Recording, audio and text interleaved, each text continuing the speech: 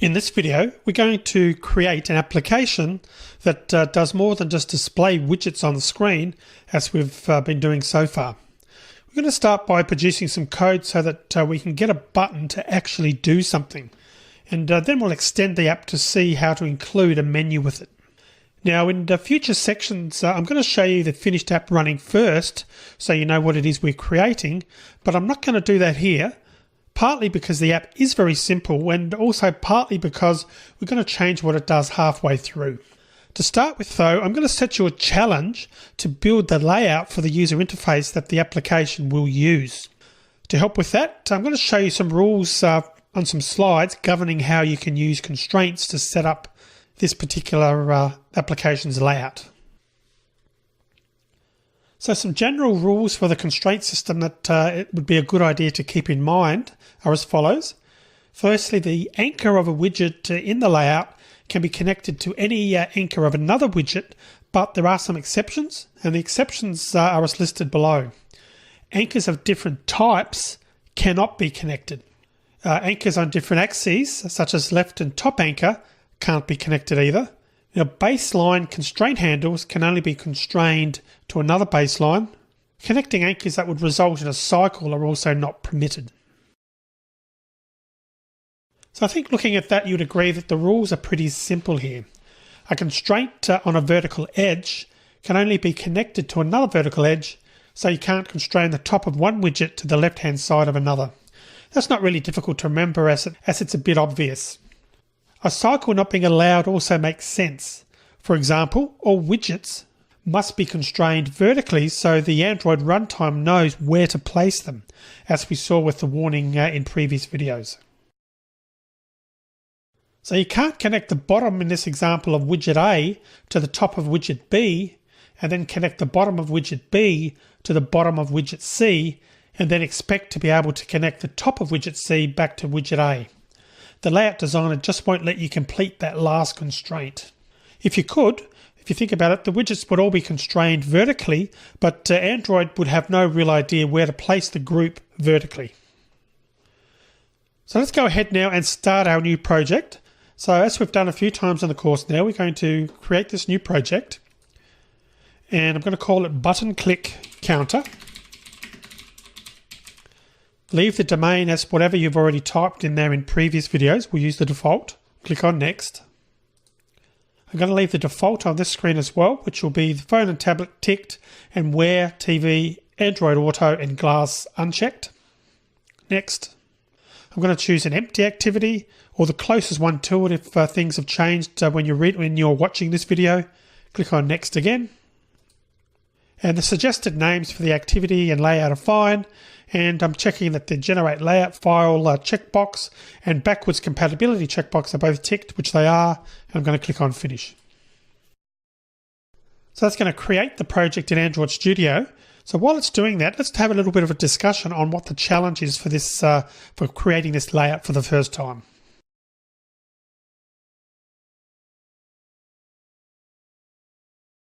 So I want you to try creating the following layout. So as you can see on the screen, we've got a layout containing a plain text widget, a button, and also a text view.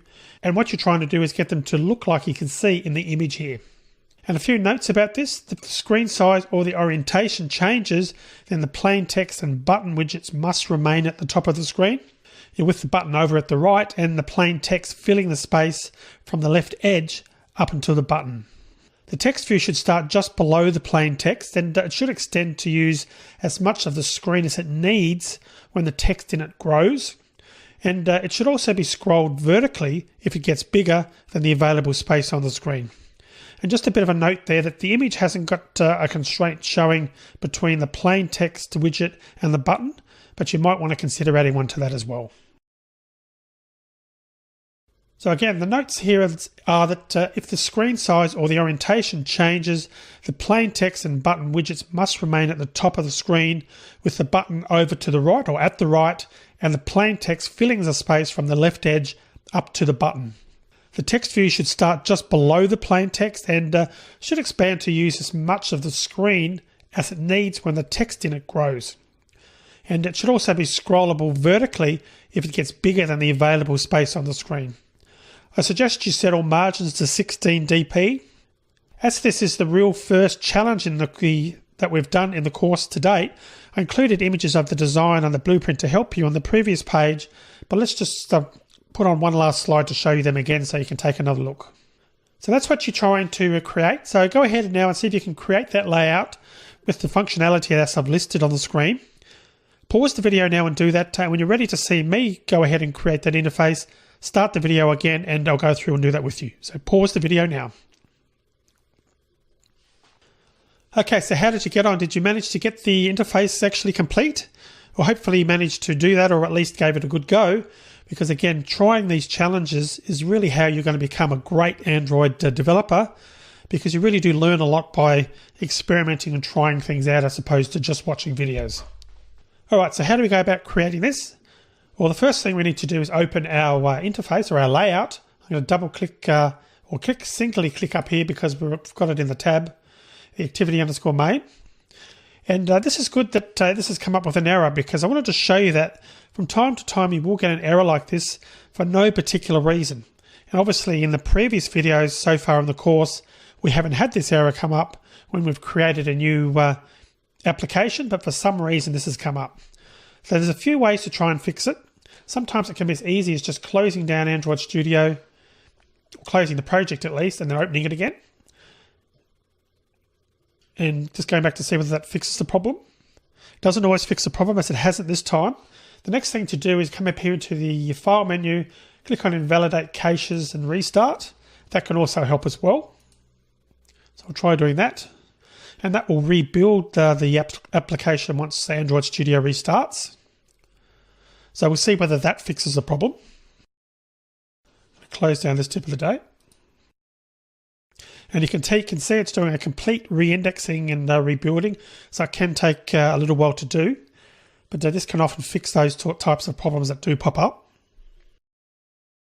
So you can see in this particular case, it has fixed the problem. So if you do get an error like you saw prior to me doing that file invalidate up here, the invalidate caches restart, that's a good thing to click to try and see whether that fixes the problem.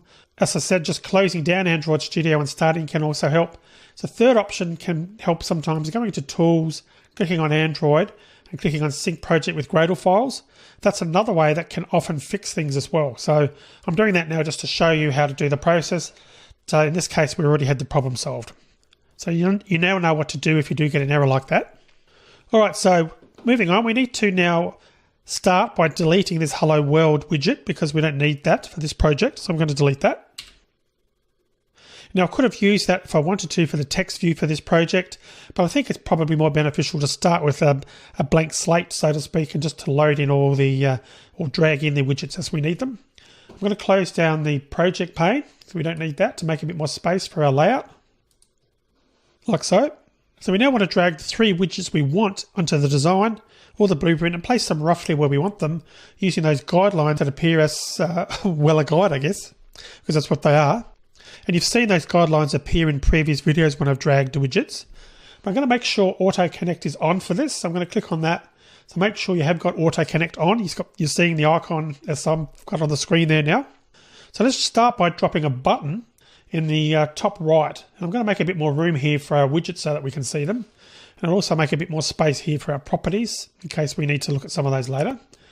So we're going to start by this button, as I mentioned. You're going to drag it over to the top right. And again, depending where you put the button, if you get it perfectly like that with both guidelines, we should find the constraints get added to the top and to the right automatically. But if you miss, go somewhere like that without the guidelines, you can see that Android Studio doesn't really do much for you. It doesn't actually add the constraints automatically for you. So I'm just going to move it back in, like you can see with the 2 guidelines and release. And we can see now that the constraints have been added for us automatically. So we've now got a constraint on the top and the right edge of the layout. Now the plain text widget is the next one we want. We want to place that on the left-hand side. So let's come down and get a plain text widget, and that's under text fields. So I'm going to come down here, click it, then drag. And I'm going to make sure I use the guidelines this time. And I've got both guidelines showing. Go up a little bit. You can see I've got the red guidelines on the top, vertically and horizontally now. Release. And we should find there's 2 constraints that have been added automatically. So that's the left and the top edges of the layouts that have been added. And the other thing that I suggested in the slides was that it'd be a good idea to add a constraint between the plain text and the button as well, because that's going to help the plain text grow as we need to. Even though there's another step to do that, it's still a good idea to have that constraint. So let's add that constraint. To move it over, you can see it's moved over a little bit. Now, if AutoConnect added a bottom constraint automatically to the button or to the plain text, you'll want to remove that, like you can see on the screen there. Not necessarily a problem in this particular app, but it could be in others. So it's a good habit to get into, to removing constraints that you're not actually using and just adding them as you need them. The other thing we haven't really looked at yet, which we probably should, is these margins. I mentioned in the slides to make sure they're all 16. Well, you can see here the right margin is set to 8. So let's set that to 16. And looking at our button, the button's set to 16 for both, so that's correct. Now the text view we're going to add goes below the plain text widget, and that should have some constraints to the left and right, as well as to the plain text on top, and also the bottom of the layout, because it's the last item we're going to be putting on here. So let's go ahead and do that. So we'll go back up to the top and have a look at our text view and drag that over. So I'm just putting it down and I'm looking to see where the constraints are added. I think I'm going to move over, and you may or may not be able to get it exactly, but we can just do one. Like for example, we might just put it there. And we can see that it's added 2 constraints for us automatically. Not necessarily what we wanted. And obviously we're in the wrong position because we want to sort of be under that, more or less. So let's move the text view over so it's at least on the same level as we had the plain text above. And we'll set the margins to 16 for both. And we'll also, this will be fixed up a little bit once we've changed the layout width and height. We change that to make it fit a little bit better. So we've got it at the moment, the constraints on the left-hand side, and also constrained to the plain text, which is correct. We also want a constraint now on the right-hand side of our layout, like so. And then we also want a constraining it to the bottom. Let's go ahead and do that as well. And we can see that we've got 16 set up for all 4 for the margins, so that's correct. So we want to fill what's left of the screen. So the horizontal and vertical sizes here should really both be set to any size. So let's go ahead and do that. So this is for the text view. So I'm going to set that one, the vertical and the horizontal, to any size to use up the full space. Now what I haven't done here is also fix the text widget to also fill the available space left to right. So let's do that horizontally by clicking on it first and then clicking on any size. And you can see that's now aligned basically perfectly with the text view below it now. So getting back to the text view, I'll just click that again. We need to make sure that the horizontal slider is at 50% because it's going to fill the full width of the layout, allowing also for the 16 dp margins. But once again, we don't want the text to be centered. It should really start at the top of the screen and text should flow down from there as necessary. So I'm going to use the vertical slider up here and set it right to the top as we've done previously, up to 100%, so that text will flow from top to bottom. And that's almost it. The only other thing we really want to do at this point before we finish the video is to make the text view scrollable. So I'm going to click on the text view, which is already selected. I'm going to click on the extended properties. And I'm going to go down to scrollable and do what we've done with the previous layout and set it to scrollable. So scroll bars, I'm going to set that to vertical. Close that down again. And then the scroll indicators, we're going to do as we did previously, right and also end. So that should just about be it. So I'm going to finish the video here now. In the next video, let's run the app in the emulator and see that it's working. And then we're going to have a bit of a discussion about some other aspects of Android development. And we're going to start talking about this ID. So let's work on that in the next video.